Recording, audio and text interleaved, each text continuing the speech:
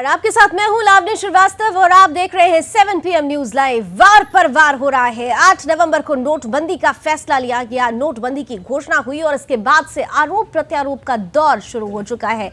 तमाम विपक्ष एक साथ मिलकर सरकार को घेरने की कवायद कर रहा है। कांग्रेस उसका नेतृत्व कर रही है और इसी कड़ी में राहुल गांधी ने, कांग्रेस के उपाध्यक्ष राहुल गांधी ने आज 11 सवाल पूछ डाले बीजेपी से। लेकिन बीजेपी भी पीछे नहीं है। सरकार की तरफ से प्रतिनिधि आगे आए और उन सवालों के जवाब में एक के बाद एक कई सवाल किए गए। सवाल का जवाब सवाल, और इस सवाल जवाब के खेल में जनता कहां है, जनता के हितों की रक्षा करने वाले रक्षक कहां है, जनता की सुध-बुध लेने वाले लोग कहां हैं, जनता कितना खरा समझ रही है लोगों को, अपने नुमाइंदों को, वो चाहे सरकार से हो या फिर विपक्ष से हो। आज इन्हीं पहलुओं पर बड़ी चर्चा करने की कोशिश करेंगे। मेरे साथ कुछ ही पल में कुछ खास मेहमान भी जुड़ेंगे, लेकिन उससे पहले इस रिपोर्ट पर एक खास नजर। 8 नवंबर 2016 ये वो तारीख थी जब आधी रात से 500 और 1000 के नोट अवैध घोषित कर दिए गए, जिसके बाद से पूरे हिंदुस्तान में पैसा बैंकों में पहुंचने लगा। लाखों करोड़ों रुपए बैंकों में पहुंच गए तो करोड़ों रुपए रद्दियों के ढेर बन गए या फिर गंगा में टुकड़ों में तैरने लगे। नोटबंदी से पूरा देश लाइन में लग गया। बैंकों की कतारें कम होने का नाम नहीं ले रही थी और इन सब के बीच राजनीति भी अपने चरम सीमा पर थी। कोई इसे फाइनेंशियल इमरजेंसी करार दे रहा था तो कोई आधी अधूरी तैयारियों के बीच लिया गया फैसला। नोटबंदी को सभी राजनीतिक दलों ने अपने अपने तरीके से परिभाषित किया। हद तो तब हो गई जब मायावती और ओवैसी सरीखे लोगों ने इस फैसले को दलित और मुस्लिम विरोधी करार दिया। नोटबंदी पर ओछी राजनीति सड़क से होते हुए संसद तक पहुंची। शीतकालीन सत्र सिर्फ इसलिए बर्बाद हो गया क्योंकि विपक्ष हमलावर था और सरकार पीछे हटने को तैयार नहीं थी। चर्चा सरकार भी चाहती थी और बहस विपक्ष भी करना चाहता था, लेकिन अपने अपने तरीके से, और इसी तरीके में संसद का शीतकालीन सत्र पूरी तरह से बर्बाद हो गया। और अब एक बार फिर से कांग्रेस ने लड़ाई को सड़क पर ला दिया है। कांग्रेस ने सरकार से 11 सवाल पूछे हैं तो बीजेपी ने भी राहुल गांधी पर सवालों की बारिश कर दी है। डिमोनेटाइजेशन का जो यज्ञ है वो 50 परिवारों के लिए 1% सुपर रिच हिंदुस्तान के लिए किया जा रहा है। ऐसे भ्रष्ट नेता का भी मुक्ति हो रही है। ऐसे भ्रष्ट राजनीतिक दलों की भी छुट्टी होना तय है। जबरदस्त दर्द हुआ है। किसान कैश से बीज खरीदता है, कैश से खाद खरीदता है। मोदी जी ने उसकी हाथ से उसका पैसा छीना। और जवाबदेही आपकी बनती है। तू इधर उधर की बात ना कर, ये बता राहुल गांधी कि आपके कार्यकाल में इस देश का गरीब का खजाना कैसे लूटा और उस लूट में मोटा माल किसने खाया, यह जनता आपसे पूछना चाहती है। पहली बार हिंदुस्तान की फाइनेंशियल इंडिपेंडेंस पे उन्होंने चोट मारी। 1,86,000 करोड़ का घोटाला कोयले का घोटाला था। उसका जो मोटा माल था राहुल गांधी जी, वो कहां है? वो उसमें कितना कमीशन कांग्रेस का था? मोदी जी भ्रष्टाचार से लड़ना चाहते हैं, मगर जो सवाल उनके ऊपर उठ रहे हैं, जो जनता उनसे पूछ रही है, उन सवालों का जवाब मोदी जी देना नहीं चाहते। राहुल गांधी जी, आपकी पार्टी का केजरीवालकरण हो गया है। ये देश झूठ बोलने वालों को स्वीकार नहीं करता है। ऐसे में सवाल यही उठता है कि आखिर आरोप और प्रत्यारोप में फायदा किसका है? कांग्रेस के सवालों के जवाबों में बीजेपी के सवाल कितने सही हैं? अगर मोदी पर लगाए गए राहुल गांधी के आरोपों में इतना ही दम है तो उसे सुप्रीम कोर्ट क्यों नहीं ले जाते? क्या राहुल गांधी सिर्फ यूपी चुनाव को ध्यान में रखकर ऐसे आरोप लगा रहे हैं? आरोप और प्रत्यारोप की इस जोर आजमाइश में बाजी कौन जीतेगा, ये आने वाले विधानसभा चुनावों में साफ हो जाएगा। तो इंतजार कीजिए, बीजेपी और कांग्रेस के हर सवाल का जवाब जनता देगी। सुदर्शन न्यूज के लिए राजापाल की रिपोर्ट। तो आरोप और प्रत्यारोप के इस दौर में फायदा किसे पहुंचेगा, ये तो एक बड़ा ज्वलंत सवाल है ही। साथ ही साथ जनता किसकी ओर जा रही है, जनता का रुख किस ओर है, इसे समझना और जानना भी ऐसी सिचुएशन में बहुत महत्वपूर्ण है। चलिए समझने और जानने के लिए ही हमारे साथ कुछ खास मेहमान जुड़ चुके हैं। स्वागत करना चाहूंगी, मेरे साथ इस वक्त स्टूडियो में मौजूद हैं बीजेपी से नोएडा विधायक बिमला बाथम जी, बहुत बहुत स्वागत। साथ ही साथ कांग्रेस का प्रतिनिधित्व कर रही हैं पूर्व सांसद सत्याबेन जी। सत्या जी, आपका भी स्वागत। और जाने माने वरिष्ठ पत्रकार और राजनीतिक विशेषज्ञ राकेश कपूर जी भी इस पैनल का हिस्सा है। राकेश जी, आपका भी बहुत बहुत स्वागत। और मैं शुरुआत सत्याबेन जी से ही करती हूँ क्योंकि बहुत खास दिन है कांग्रेस के लिए। आज स्थापना दिवस भी है और राहुल जी काफी जोश में भी नजर आए। सत्या जी, लेकिन राहुल जो वार कर रहे थे, जो आरोप लगा रहे थे, जो सवाल पूछ रहे थे, उन आरोपों में कितना दम नजर आ रहा है आपको? वो भी तब जब हम ये देखते हैं कि कांग्रेस काल में भ्रष्टाचार की लिस्ट लंबी हो, वो भी तब जब हम ये देखते हैं कि नोटबंदी के फैसले के बाद से जनता, आधी से ज्यादा जनता सीधे तौर पर सरकार का समर्थन करती हुई नजर आ रही है। तो आरोपों में कितना दम? देखिए, ऐसा है, आज कांग्रेस के स्थापना दिवस के अवसर पर हमारी पार्टी के सभी लोग दिल्ली से लेके जिलों में, प्रदेशों में, सब जगह आज व्यस्त रहे। और जो आपका सवाल है कि भाई नोटबंदी के संबंध में राहुल गांधी जी के जो जवाब हैं, सवाल हैं, तो उसमें कितना दम है, तो मैं ये कहना चाहती हूँ कि राहुल गांधी जी के जो सवाल हैं वो जनता के सवाल हैं। जनता का दुख, दर्द, परेशानी जो आज 8 दिसंबर के रात से इन्होंने बिना सोचे समझे, बिना आगे पीछा देखे और ना ही इसकी योजना भी नहीं बनाई कि इसका विकल्प क्या है, नोटबंदी से जो आने वाली परिस्थितियां हैं उसको कैसे निपटा जाएगा, इस पर कोई चर्चा नहीं। और उसमें जो किया है, तो आज जनता, आप लोग करते हैं वही जनता चीख चीख कर कह रही है कि जब हम काला धन कुबेरों को ऐसे पकड़ते हुए देखते हैं तो हमें सुकून मिलता है। हम तक दिक्कत को सहने को तैयार हैं, हम दिक्कत झेलने को तैयार हैं, लेकिन नोटबंदी के फैसले में हम मोदी जी के साथ हैं। हमने तमाम लोगों की प्रतिक्रियाएं भी दिखाई थी। देखिए, ऐसा है कि नोटबंदी का सवाल है, तो जहाँ तक आपके सवाल होते हैं कि भाई जनता से पूछा जाता है कि भाई आप काले धन के खिलाफ हैं, आप भ्रष्टाचार के खिलाफ, तो आप कितना परसेंट बताते हैं? आप कहते हैं 90%, 99%, मैं कहती हूँ 100% लोग इसके भ्रष्टाचार के खिलाफ, 100% लोग काले धन के खिलाफ। जो भ्रष्ट हैं वो भी भ्रष्टाचार के खिलाफ बात करते हैं। क्या बात कर रहे हैं? तो फैसले के साथ नजर आ रहे हैं ना जी, वो तो मोदी के फैसले के साथ नजर आ रहे हैं। जनता को सवाल आप ये पूछेंगे भ्रष्टाचार के खिलाफ हैं तो जनता कहेगी भ्रष्टाचार स्वाभाविक है। तो खिलाफ है, वो कहते हैं हम नोटबंदी का जो फैसला लिया गया है वो भी सही है। नोटबंदी से इसको जोड़ के देखते हैं कि नोटबंदी कहाँ हुआ है। अब ये बताइए कि भ्रष्टाचार पे अगर आप कहते हैं कि भ्रष्टाचार पे अंकुश लगाने के लिए, आप कहते हैं कि हमने काले धन पे अंकुश लगाने के लिए, कितना काला धन निकल रहा है और ज्यादातर भाजपा के लोगों पे निकल रहा है। 650 करोड़ का शादी की जाती है वहां पर एक व्यक्ति के यहाँ, तो उनसे पूछा गया क्या, उनसे बात किया गया कि ये धन कहाँ से आया, कितना? मैं आपको एक बहुत ही संक्षेप में एक स्मरण याद दिला देना चाहती हूँ, ज्यादा समय नहीं लूंगी, कि इंदिरा जी जब प्रधानमंत्री थी तो हमारी कांग्रेस पार्टी के एक नेता जो दिल्ली से थे, उन्होंने अपनी बेटी की शादी में उनको बुलाया करोल बाग में। जब बुलाया तो प्रधानमंत्री इंदिरा जी थी, तो वो जो गई वहाँ पर, जब उन्होंने देखा सारा ताम झाम, सारा यहाँ से लेके पार्लियामेंट हाउस से लेके करोल बाग तक सारा उससे सजा हुआ था, उन्होंने देखा कि भाई ये क्या बात है कि आज कोई त्योहार है, क्या है? पता चला कि वो वही सांसद की शादी का ये सजावट है, तो वो रास्ते से लौटे आई। अगले दिन खूब चर्चा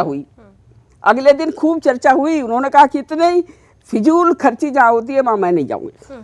तो मैम फिजूल करती तो फिर 2G स्कैम भी आया, फिर कोल घोटाला भी आया, 2G स्कैम, ये तो कुतर्क है, ये कुतर्क है, भी आया, तमाम तरीके के घोटाले भी तो सामने आए। देखिए, ये तो कुतर्क है। घोटाले आपके यहाँ ज्यादा, सबसे ज्यादा भाजपा के, उसमें व्यापक घोटाला देखिए, व्यापक घोटाला देखिए जिसमें कितने आदमियों की मृत्यु हो चुकी है, कितने की हत्याएं हो चुकी है, कितनी संदिग्ध मौतें हो चुकी है। आरोप प्रत्यारोप का दौर तो जारी है।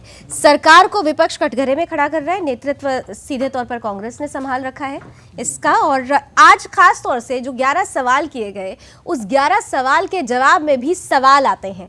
तो सवाल के जवाब में जो ये सवाल आया है उसमें कितना दम नजर आ रहा है? देखिए, अभी हम सत्याबेन जी की बात भी सुन रहे थे और राहुल गांधी की बात तो रोज़ सुनते हैं। मुझे बहुत हैरानी इस बात की है कि आपको ध्यान होगा जब बांग्लादेश बना था तो हमारी सरकार, हमारे लोग विपक्ष में थे और उसमें वाजपेयी जी ने सबके सामने स्वीकार किया था और उन्हें दुर्गा को बात दी थी, बिल्कुल। जबकि विपक्ष में थे वो। लेकिन आज मोदी जी के इतने अच्छे, इतने शुभ काम को जो देश की प्रगति में कितना सहायक होगा, उसको ये सब लोग एकजुट होकर सिर्फ इसलिए कि बीजेपी को हमें नहीं मानना है, चाहे वो मोदी जी के कितने ही अच्छे काम हो, उनको नकारना है। और ताज्जुब की बात तो ये है कि भ्रष्टाचार की बात सारे नेता करते हैं, लेकिन आज सारे विरोधी ममता जी और केजरीवाल दोनों इस बात के लिए सत्ता में आए कि वो ईमानदार छवि के थे, अब नहीं हम कह सकते हैं। और उन्होंने इस नोटबंदी का विरोध किया, मतलब भ्रष्टाचारियों को पनाह दे रहे हैं। नहीं, विपक्ष ये सवाल करता है कितना काला धन सामने आया है, ये जो एक सवाल बार बार आ रहा है। मैं आ रही हूँ, उसी मुद्दे पे आ रही हूँ। आप देखिए कि आज जनधन खाते, अब ये लोग कहते हैं कि अभी कि अचानक हो गया, अचानक नहीं हुआ। ये जनधन खाते उसी का एक हिस्सा थे, उस प्रक्रिया का। जनधन खाते इसलिए खुलवाए गए क्योंकि ताकि वो जो पैसा आएगा उन्हें पता था कि इन खातों तक जाएगा। आज देखिए हर खाता, जितने भी 21,000 खाते, 21 करोड़ खाते आज खुले हैं देश में, पूरे देश में, और उनमें सब हर खाते में पैसा भरा। वो कौन सा पैसा है जरा बताएं। और सुनिए, आप बोलिएगा, अभी मुझे बोलने दीजिए, कौन सा पैसा है वो देखिए। मैं आपकी बात में नहीं बोलूंगी, नहीं, मैं भी नहीं बोलूंगी, मैं आपके बाद में जवाब दूंगी। नहीं, जवाब बाद दीजिएगा। राजीव गांधी जी ने, स्वर्गीय राजीव गांधी जी ने खुद कहा था, मैंने खुद सुना और सत्या जी भी जानती होंगी, उन्होंने कहा था कि 10% पैसा भी गरीब आदमी के पास नहीं पहुंचता है जब वो 1 रुपया निकलता है। खुद कहा था उन्होंने। आज जो मोदी जी ने मतलब उन्हीं की बात को आगे बढ़ाया, जो जनधन खाते खुलवाए हैं इसलिए खुलवाए, कोई सब्सिडी हो, किसी तरह का पैसा हो, मनरेगा का पैसा हो, वो उस लास्ट यूनिट तक पहुंचे, मतलब जो 1 रुपया है वो सीधे सीधे पहुंचे, लेकिन बीच में जो लोग खाने वाले वो ना खाएं। यानी उन्हीं की बात को आगे बढ़ा और वही लोग विरोध कर रहे हैं इस बात का। मुझे बहुत हैरानी है राहुल गांधी जी पर कि वो एक नहीं सोच रहे हैं कि राजनीति अपनी जगह, देश अपनी जगह, देश विकास के पथ पर आगे बढ़े। बात आपने कही है। मैं सत्या जी के पास हूं, उससे पहले मैं राकेश जी से कमेंट चाहूंगी। देश और समाज की हर कोई बात कर रहा है राकेश जी, लेकिन यहाँ पर आज जो हमने सबसे महत्वपूर्ण एक लम्हा देखा कि कुछ सवाल पूछे गए, उन सवालों के जवाब में भी सवाल आए हैं। ये सवाल जवाब के खेल में जो जायज चीजें हैं, क्या वो पीछे छूटती जा रही हैं? देखो लावणी, बड़ा स्पष्ट है कि 8 नवंबर की रात्रि को 8 बजे ये जो फैसला प्रधानमंत्री नरेंद्र मोदी ने लिया, ये कोई राजनीतिक फैसला नहीं था। प्रश्न ये नहीं है कि बीजेपी इसके समर्थन में और कांग्रेस पार्टी इसके विरोध में है। प्रश्न ये है कि ये फैसला क्या भारत के समर्थन में है या भारत के गरीब आदमी के विरोध में है। ये चूंकि राजनीतिक फैसला नहीं है, ये बात कांग्रेस और बीजेपी दोनों को स्पष्ट होनी चाहिए। ये कोई राजनीतिक फैसला नहीं है, ये विशुद्ध रूप से आर्थिक फैसला है। और ऐसा फैसला है जो पंडित नेहरू की सरकार में संतानम समिति ने कहा 1964 में, उसके बाद वांचू समिति ने कहा 1973 में कि भ्रष्टाचार उस समय भी था और भ्रष्टाचार समाप्त करने के लिए ही ये समितियां बनी थीं। और दोनों समिति, वांचू समिति ने विशेष रूप से कहा कि हमें डिमोनेटाइजेशन कर देना चाहिए, वो नहीं हुआ। उसके बाद ये जो फैसला हुआ, ये ऐतिहासिक फैसला था, ये बहुत साहसिक फैसला था। इस फैसले को करने के लिए बहुत ज़्यादा हिम्मत और दूरदर्शिता की ज़रूरत थी। और इस फैसले से जो होता ना, एक backward integration and forward integration, backward integration जो अभी बहन गौतम जी ने कहा है कि जो जनधन खाते खुलवाए गए, वो निश्चित रूप से इसी की एक कड़ी थी, वो बैकवर्ड इंटीग्रेशन का एक पार्ट था। और दूसरे जिस प्रकार से जो चुनाव प्रणाली का जो किस्सा बीच में आया है, ये नोटबंदी कोई छोटा मोटा अस्त्र नहीं है। ये देश की राजनीति, चूंकि इसके सामाजिक प्रभाव भी हैं, आर्थिक प्रभाव भी हैं, और इसके जो सबसे बड़े हैं वृहद, वो राष्ट्रीय प्रभाव भी हैं। बिल्कुल, हमें इसमें देखना होगा, ना कि राजनीतिक हम तू मैं में उलझें। और जो आज राहुल गांधी जी ने जो प्रश्न उठाया फाइनेंशियल इंडिपेंडेंस का, I would like to rewind him. Financial independence Satya ji हैं, जब श्रीमान पी चिदम्बरम 1966 से 1996 से लेकर के 1998 तक वित्त मंत्री थे, उन्होंने भारत की करेंसी विदेशों में छपवाई थी और संसद की स्थायी समिति ने जो अपनी रिपोर्ट दी थी उसमें कहा था कि mister Chidambaram has mortgage the financial integrity of India. ये हमें ध्यान में रखना चाहिए। ऐसे ही आरोप नहीं लगा देने चाहिए कि राहुल गांधी कोई म्यूनिसिपैलिटी की राजनीति नहीं कर रहे हैं, राष्ट्रीय राजनीति कर रहे हैं। उन्हें मैं याद दिलाना चाहूँगा, और कांग्रेस को विशेष रूप से, ना मेरा कांग्रेस से कोई लगाव है, ना मेरा बीजेपी से लगाव है। वो बात यह है कि राजीव गांधी, जब बोफोर्स केस में राजीव गांधी को दिल्ली हाई कोर्ट ने बिल्कुल साफ किया, पाक साफ किया। आप सोच के आरोप लगाइए, आप किस पर आरोप लगा रहे हैं? आप प्रधानमंत्री पर आरोप लगा रहे हैं। हमारे देश के संविधान में चाहे वो प्रधानमंत्री हो या कोई पियोन हो या पीएम हो, दोनों भ्रष्टाचार निरोधक नियम के अंतर्गत आते हैं। बिल्कुल। इसलिए आप ये सावधानी बरतिए। ये राष्ट्रीय राजनीति का खेल है। बिल्कुल। अगर प्रधानमंत्री का दामन आप दागी करना चाहते हैं ऐसे वाइल्ड एलिगेशन से, ऐसे अनर्गल आरोपों से, उसका कोई आधार होना चाहिए। बिल्कुल सत्या जी, आधार होना चाहिए, क्योंकि सुप्रीम कोर्ट भी साफ तौर पे कह चुका है कि जो भी आप सबूत पेश कर रहे हैं वो सबूत नाकाफी हैं। बिना सबूत के आप एक उच्च संवैधानिक पद पर बैठे हुए, वो भी देश के प्रधानमंत्री पर अगर ऐसे आरोप लगाते हैं तो वाकई आपकी राजनीति पर भी सवाल उठेंगे। सुप्रीम कोर्ट ने भी ये बात कही है। सत्या बहन जी, देखिए ऐसा है, पहली बात तो मैं पहला जवाब ये दूंगी कि जनधन खातों का जहाँ पर आपने नाम लिया है कि जनधन खाते खुलवाए गए, वो भी इसका एक अंग था। तो क्या मैं पूछना चाहती हूँ, जनधन खाते या जीरो बैलेंस पर जो खाते खुलवाए गए हैं और उसमें आज करोड़ों रुपए बेनामी उसमें आ रहे हैं, करोड़ों रुपए ट्रांसफर हो गए जनधन खाते वालों को पता ही नहीं। क्या ये पहले से योजना थी कि करोड़ों रुपए का काला धन और ये सब करप्शन का पैसा जनधन खातों में आएगा? आपकी कृपा है, ये कृपा उनकी, आपकी से मेरा मतलब है कि जो काला धन को सफ़ेद करना चाहते हैं। क्षमा कीजिए सत्या जी, ये सिर्फ इसी उद्देश्य से थे, चूँकि जो आपने भी कहा था और बिमला जी ने कहा था कि 1 रुपया केंद्र भेजता है, 10 पैसे गांव में तो पहुंचता है। राजीव जी ने स्वयं कहा था, ये वही है, वो सीधा तार, डायरेक्ट टू होम सर्विस क्या होती है? अगर सेंट्रल गवर्नमेंट 10 रुपए एक गरीब को देती है या 100 रुपए एक गरीब को देती है तो क्या दिक्कत है? बीच में इतने दलाल कहाँ से पैदा हो जाते हैं? क्षमा कीजिए, देखिए वो वही जाता है ना। कांग्रेस पार्टी तो ने, कांग्रेस शासन ने बहुत सिस्टम का सुधार किया था। कांग्रेस ये आज देखिए ऐतिहासिक, आप इस बात को इस बात से इनकार नहीं, आप इस बात से इनकार नहीं कर सकते। जितना ज्यादा ब्यूरोक्रेसी और सिस्टम को गुण लगा है वो अभी तक हमने नहीं देखा। सूचना का अधिकार जो आया था, आज सबसे बड़ा हथियार है भ्रष्टाचार पे अंकुश लगाने का। तभी कांग्रेस पार्टी ने इसका विरोध किया था कि पार्टियां इसके अंतर्गत आए। कांग्रेस पार्टी क्यों नहीं चाहती थी कि पार्टियां इसके अंतर्गत आए? कांग्रेस पार्टी तो लाई थी, ये आरटीआई खोल लाया था, ये बात तो आपको लेकर विरोध भी आप लोगों ने ही किया था सीधे तौर पर। और एक सवाल, जी बिमला जी, अगर सत्या जी अपनी बात समाप्त कर, मैं कहती हूँ जैसा अभी हमारे बहुत ही आदरणीय राकेश जी ने कहा है, वरिष्ठ पत्रकार हैं, कि ये वाकई राजनीतिक मुद्दा नहीं। मोदी जी ने एक बार भी नहीं सोचा कि नोटबंदी का हमारी पार्टी पर क्या असर होगा। चुनाव यूपी में है, ये इसका प्रभाव उल्टा भी हो सकता था। आप देखिए, ये नहीं किसी को पता था कि जनता प्रधानमंत्री का इतना साथ देगी। कह रहे हैं कि आपको एक्सपर्ट्स सही नहीं चुने। आज तो उन्होंने सवाल में एक सवाल ये भी कर दिया कि कहीं आपने एक्सपर्ट्स चुनने में गलती तो नहीं कर दी। जी, इसके विमला जी जवाब दे रही हैं। विमला जी को मैंने सिर्फ वो सवाल बताया जो आज राहुल गांधी ने किया। विमला जी, जी आज मैंने टीवी नहीं देखा, मैं मेरे प्रोग्राम बाहर लगे हुए थे। जवाब अरुण जेटली दे चुके हैं। उन्होंने ये कहा था कि अभी देश का वो दिन नहीं आया है कि हमें राहुल गांधी सरीखे या ऐसे आर्थिक विशेषज्ञों की राय पर चलना पड़े। इसका जवाब वो दे चुके हैं।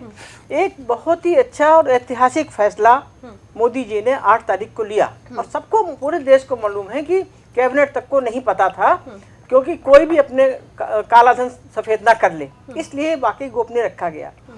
मैं ये कहती हूँ सारे विपक्ष आज एक तरफ है, कितनी इन्होंने पूरी कोशिश कर ली मोदी जी को बर्बाद करें, मोदी जी को बेहाल करें, मोदी जी को झुका दें, लेकिन आप देखो लौह पुरुष।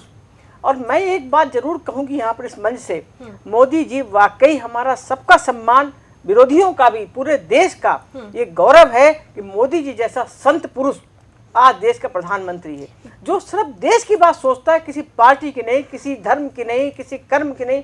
आप देखिए आज तक उन्होंने किसी धर्म विशेष का नाम नहीं लिया, हमेशा ये कहा सबका साथ सबका विकास। लेकिन सत्या जी, एक बार माफ कीजिएगा विमला जी, एक बार जो एक सवाल सब आपसे पूछा जा रहा है, विपक्ष एकजुट होकर एक ही सवाल रखता है कि आप लोगों ने जनता का ख्याल नहीं रखा, इम्प्लीमेंटेशन करने का जो तरीका था। आज जैसे राहुल गांधी ने इस सवाल में भी कहा है कि तरीके पे हम सवाल उठा रहे हैं, तरीका नहीं पता था आप लोगों को। आप किस तरीके की वजह से जनता बेहाल हो गई? मैं इसका जवाब देती हूँ। देखिए, ये सालों से जब से हमारी सरकार आई तब से मोदी जी का पहला एजेंडा था कि भ्रष्टाचार मुक्त भारत, और उसमें जो काला धन है उसको सामने सबके लाना। ये आप सब लोग जानते हैं कि पहली दिन और पहली उनकी बात यही थी।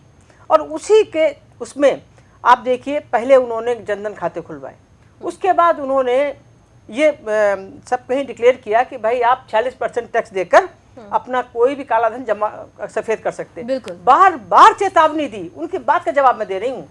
अगर ये प्लानिंग नहीं होती नोटबंदी की तो ये सब करने की जरूरत क्या थी?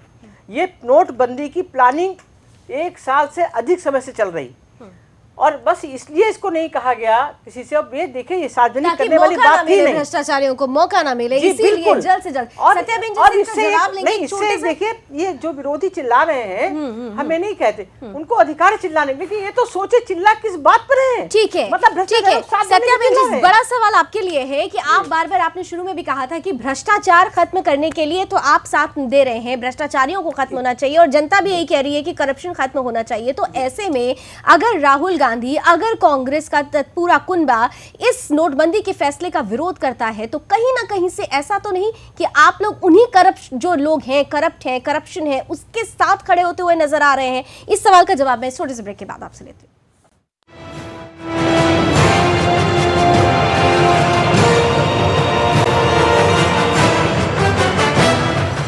डिमोनेटाइजेशन का जो यज्ञ है वो 50 परिवारों के लिए, 1% सुपर रिच हिंदुस्तान के लिए किया जा रहा है। ऐसे भ्रष्ट नेता का भी मुक्ति हो रही है, ऐसे भ्रष्ट राजनीतिक दलों की भी छुट्टी होना तय है। जबरदस्त दर्द हुआ है। किसान कैश से बीज खरीदता है, कैश से खाद खरीदता है, मोदी जी ने उसकी हाथ से उसका पैसा छीना। और जवाबदेही आपकी बनती है। तू इधर उधर की बात ना कर, ये बता राहुल गांधी कि आपके कार्यकाल में देश का गरीब का खजाना कैसे लूटा, और उस लूट में मोटा माल किसने खाया, ये जनता आपसे पूछना चाहती है। पहली बार हिंदुस्तान की फाइनेंशियल इंडिपेंडेंस पे उन्होंने चोट मारी। 1,86,000 करोड़ का घोटाला, कोयले का घोटाला था। उसका जो मोटा माल था राहुल गांधी जी, वो कहां है, और उसमें कितना कमीशन कांग्रेस का था? मोदी जी भ्रष्टाचार से लड़ना चाहते हैं, मगर जो सवाल उनके ऊपर उठ रहे हैं, जो जनता उनसे पूछ रही है, उन सवालों का जवाब मोदी जी देना नहीं चाहते।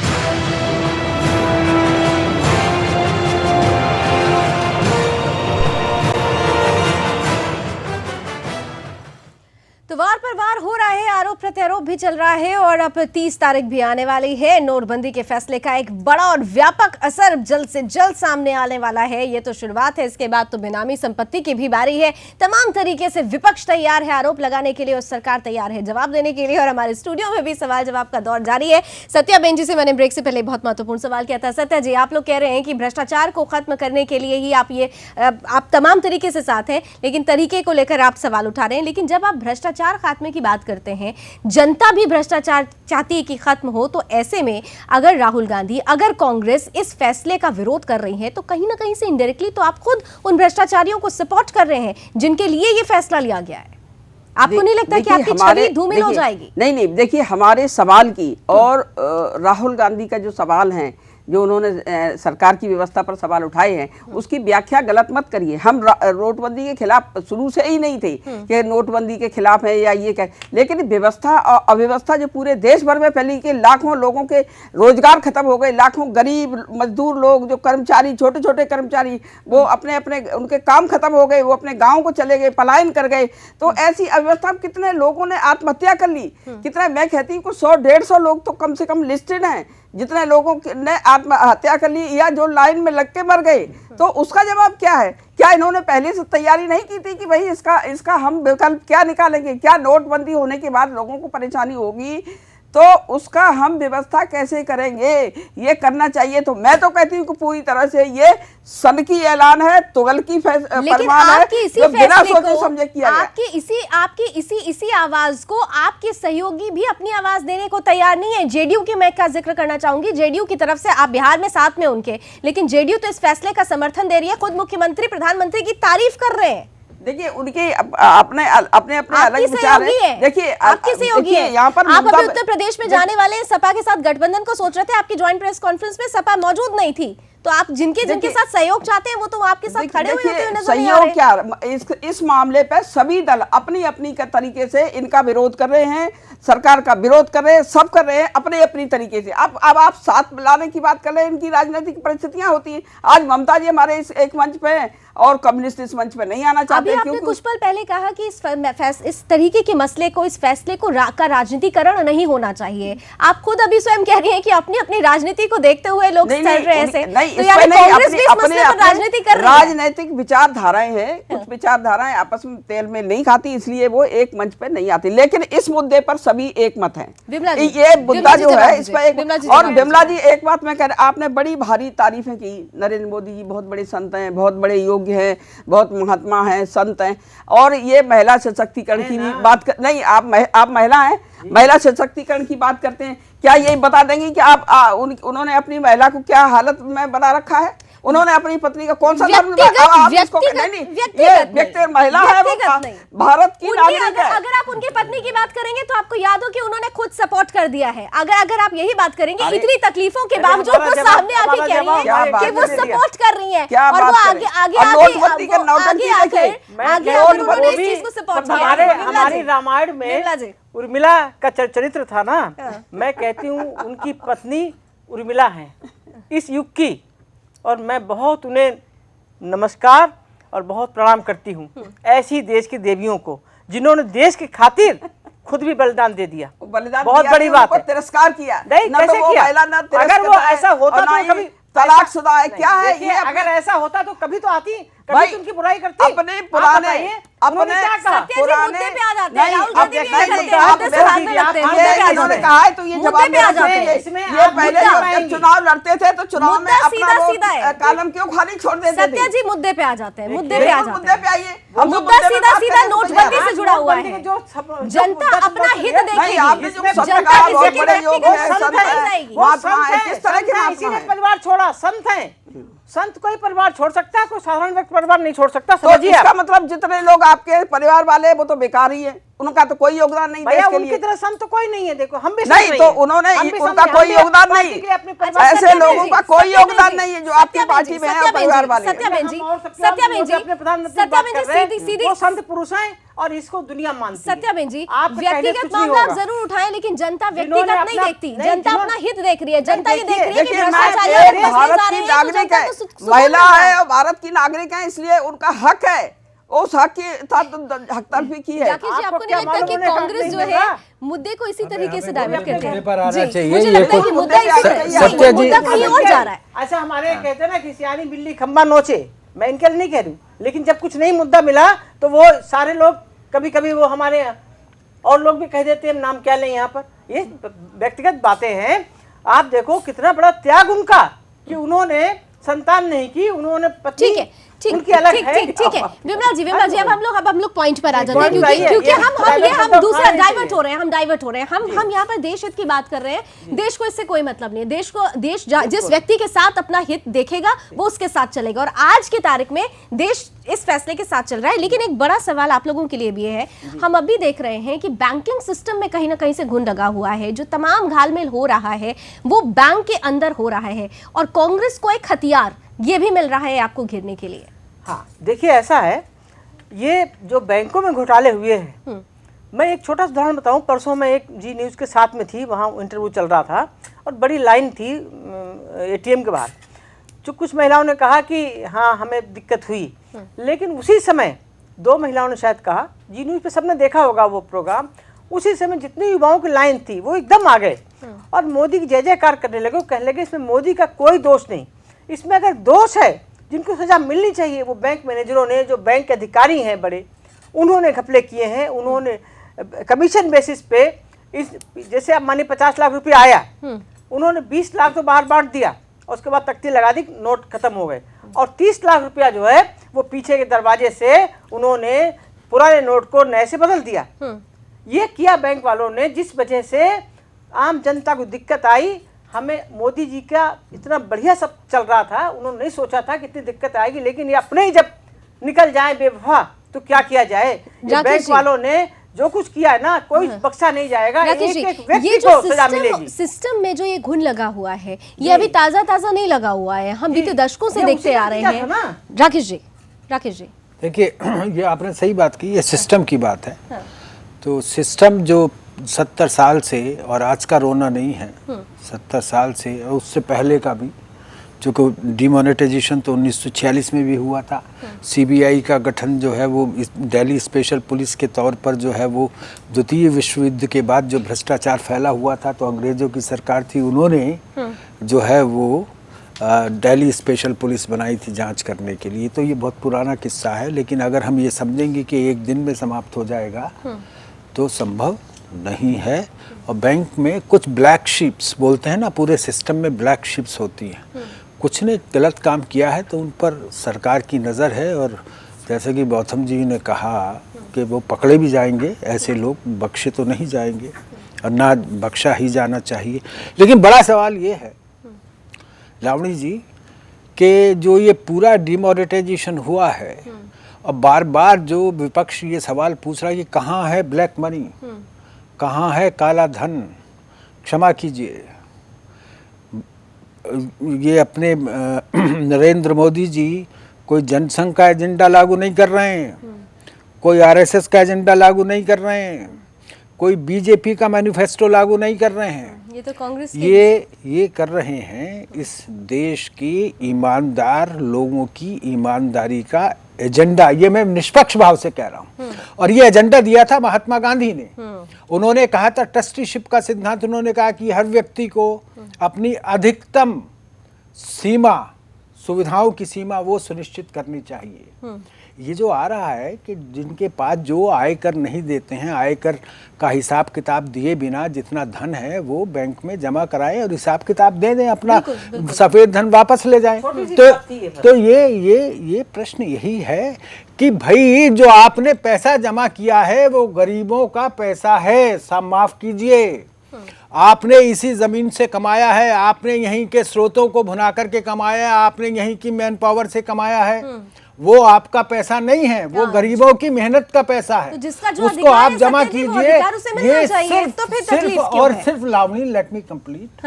अगर गांधी के ट्रस्टीशिप का सिद्धांत, अगर गांधी का जो दर्शन था उसको नरेंद्र मोदी लागू करता है तो क्या दिक्कत है भाई? सत्या जी, गरीबों की वफा हमसे की वफा हमसे तो लोग तो गैर उसको जफा कहते हैं और होती आई है कि अच्छों को बुरा कहते हैं। राहुल जी क्या इससे अनभिज्ञ थे? सत्या जी देखिए, ऐसा है कि गांधी जी की तुलना, या फिर मैं ये भी कहूँगा, देखिए सिद्धांतों की बात कर रहे हैं। देखिए नहीं गलत नहीं, बिल्कुल पकड़। दूसरी बात आपने कहा कि अटल बिहारी वाजपेयी, मैं ये भी कहना चाहता हूँ गांधी जी हो चाहे अटल बिहारी वाजपेयी, इनकी तुलना नरेंद्र मोदी के से नहीं की जा सकती। ओह माय गॉड, आप जरा बीच में आपस में मत उलझिए। लेकिन मैं आपसे एक सवाल पूछता हूँ, लाल बहादुर शास्त्री ईमानदार नेता थे? हाँ, बिल्कुल ईमानदार। गरीबी से उठ करके ऊपर आए थे? बिल्कुल। उस समय भी परिवार नियोजन चल रहा था, उनके कितने बच्चे थे? क्या हम कहते हैं कि लाल बहादुर शास्त्री ईमानदार नहीं थे? क्षमा कीजिए, ये कोई तर्क नहीं है, आपने कुतर्क किया। उनकी पत्नी का उदाहरण देकर के आपने कुतर्क किया। हमारे यहाँ वानप्रस्थ भी कोई चीज होती है। देखिए, लाल बहादुर शास्त्री, अब उस बात को छोड़िए, मैंने आपको जवाब दे दिया। जो मुझे तो फिर अपने ये अपने राजनीतिक उसमें सवाल ये था राजनीतिक चुनाव की फॉर्म में अपने उसको छुपाते क्यों थे? अगर सच्चे थे तो ईमानदारी से सवाल ये भरना था चाहिए सत्या जी, था। अगर सच्चे थे तो ईमानदारी से भरना सत्या चाहिए जी था। सवाल ये था कि अगर सिद्धांत कहते तो कुतर्क है। सत्या जी राकेश कपूर जी का सवाल ये था कि अगर सिद्धांत महात्मा गांधी का है और महात्मा गांधी के रास्ते पे अगर नरेंद्र मोदी चल रहे हैं तो फिर परेशानी क्यों है कांग्रेस को? क्या राहुल गांधी इस जानकारी से अनभिज्ञ है? राहुल गांधी जी को मिसगाइड करते हैं। सत्य जी जवाब दो।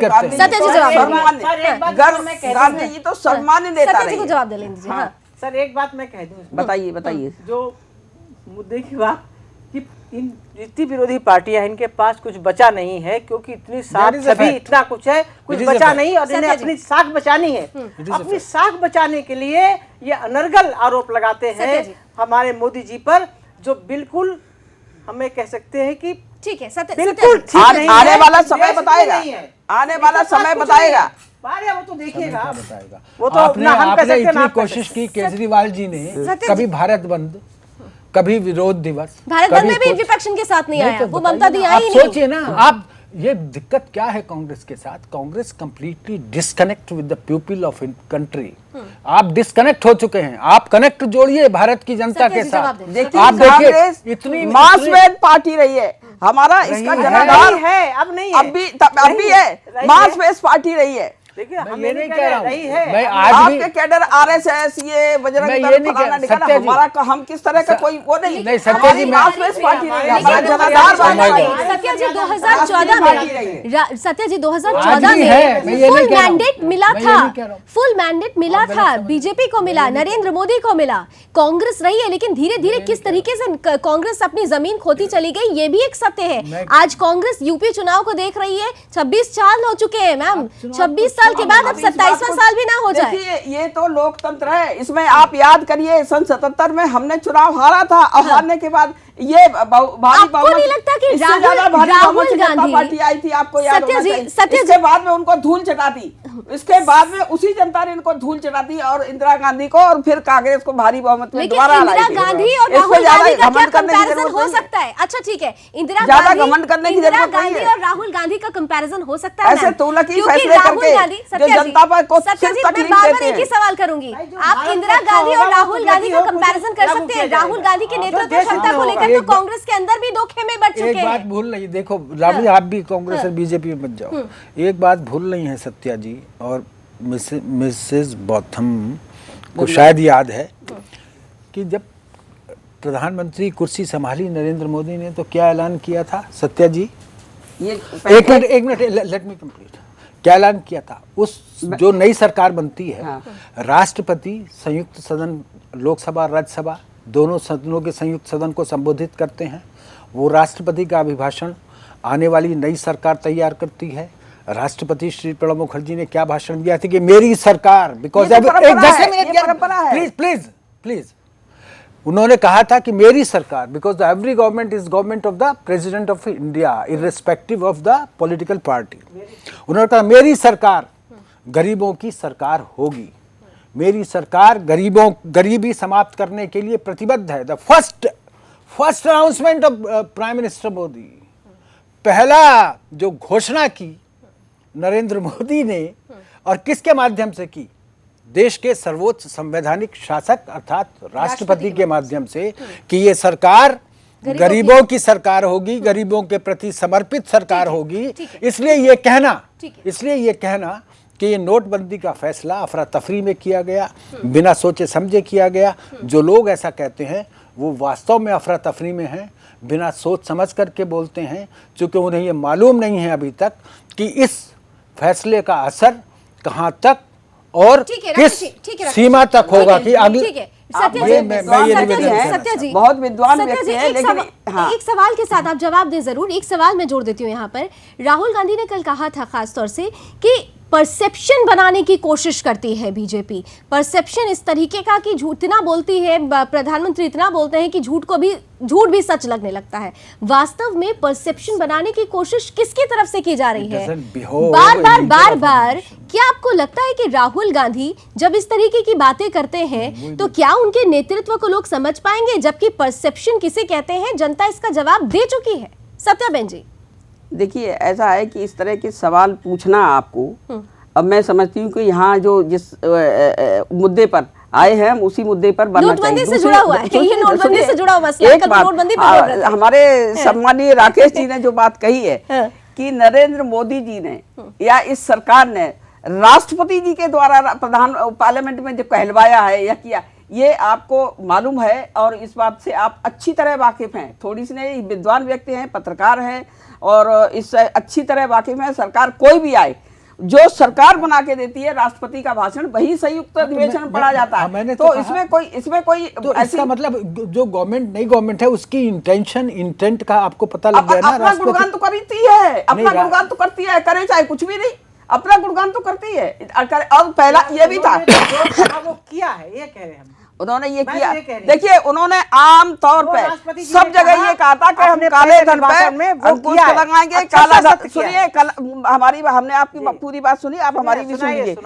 काला धन आएगा और 15 लाख रुपए हर एक के उसमें डालेंगे, तो 15 लाख रुपए क्यों नहीं डाले? अरे इसको आप डिनाई नहीं कर सकते। सबसे ज्यादा जोर इसी में दिया था, बाद में अमित शाह ने कह दिया कि ये तो जुमला था। तो ये सच्चाई है, ईमानदारी है। इलेक्शन कमीशन में आप, इंदिरा जी बहुत बड़ी नेता थी। मैं अगर आपको इंदिरा जी का ही उदाहरण दूं तो आपको कैसा लगेगा?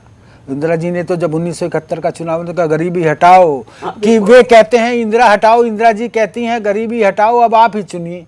ये नारा था ना दीवारों पर लगा हुआ, बिल्कुल था। तो फिर गरीबी हट गई क्या? हम तो गरीबी हट गई क्या? गरीबी हट गई क्या? उसमें थे, गरीबी हट गई लगाया था, तो आज आपके देश का प्रयास किया था। ये आज तो आप क्यों नहीं साथ में हो रहे? आप इस बात को मत मानिए। गरीबों के लिए किया था, राष्ट्रीयकरण किस लिए किया? गरीबों के लिए किया। विमला बाथम जी, इन्होंने क्या किया? हमने गरीबों के लिए बहुत कुछ किया।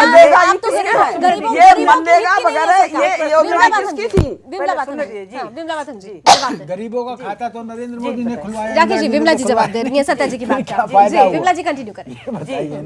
बात क्या थी? सीधे तौर पर गरीबों की जो बात हो रही है, ये मैं ये कह रही हूँ कि इंदिरा जी ने तो सिर्फ जुमला दे के छोड़ दिया, लेकिन हमारे प्रधानमंत्री, आप मैं नहीं बोल रही ना, आप बोल रही थी। अब आप, हमारे प्रधानमंत्री ने करके दिखाया।